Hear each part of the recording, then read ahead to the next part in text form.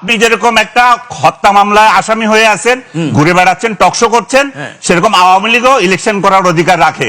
যেদিন তার বিচার হয়ে যাবে সেদিন আওয়ামী লীগ যেতে পারবে না ইলেকশনে। আপনার সমস্যা আছে, সমস্যা আছে মাথায়, সমস্যা আপনাদের হচ্ছে পছন্দ ধরেছে শরীরে। আপনার দালালি করবেন না, আমি বলি আওয়ামী লীগের দালালি করবেন না বসে বসে। হ্যাঁ, আওয়ামী লীগের দালালি করবেন না। আনিস আলমগীর ভাইয়ের একটা কথা আমাকে খুব ব্যথিত করেছে।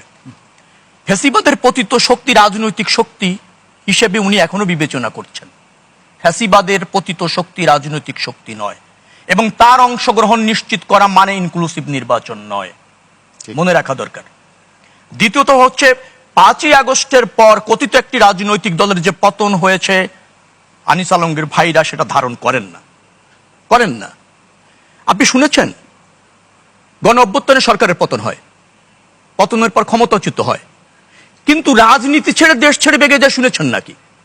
যারা রাজনীতি ছেড়ে দেশ ছেড়ে ভেগে চলে গিয়েছেন তাদের নির্বাচনে রাখতে হবে এই দায় জনগণ নিয়েছে নাকি?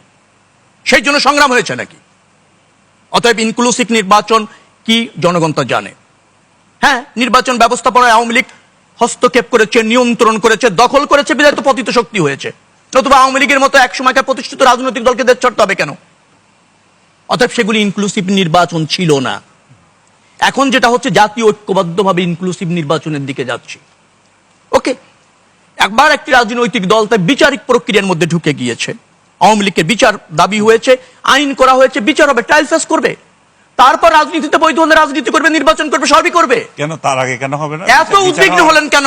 বিচার হওয়ার আগে কিভাবে বিচার হয়ে যাবে? কেন হবে? আপনি তো ভেগে গেছেন, পালিয়ে গেছেন, আপনার রাজনীতি মানুষ বর্জন করেছে, আপনার পতন ঘটিয়েছে, এটা আপনার শাস্তি চায়, আপনার রাজনীতি নিষিদ্ধ চায়। আপনার বলবেন না, আওয়ামী লীগের বলেন। আওয়ামী লীগ না, ওই যে আপনার গোত্রদাহ হয়, গায়ে লেগে যায়, মায়া কান্না আসে, তাদের জন্য বলছি।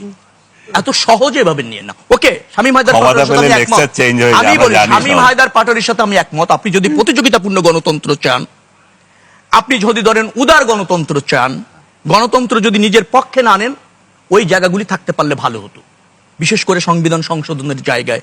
হ্যাঁ, ফ্যাসিবাদী তো সবসময় দোষর চায়, আবার দোষর পায়ও। আপনি যদি এভাবে বলেন জাতীয় পার্টির সহযোগিতা ছিল বিধায় শেখ হাসিনা দ্রুত ফ্যাসিস্ট হয়েছে, আর নাহলে তার ফ্যাসিস্ট হওয়া তাই দুরূহ হতো, সেভাবে দেখলে তো বলা যায় জাতীয় পার্টি সহযোগী। কারণ আওয়ামী লীগ ফ্যাসিস্ট হতে সর্বাত্মক ভূমিকা পালন করেছে, সর্বাধিক ভূমিকা পালন করেছে।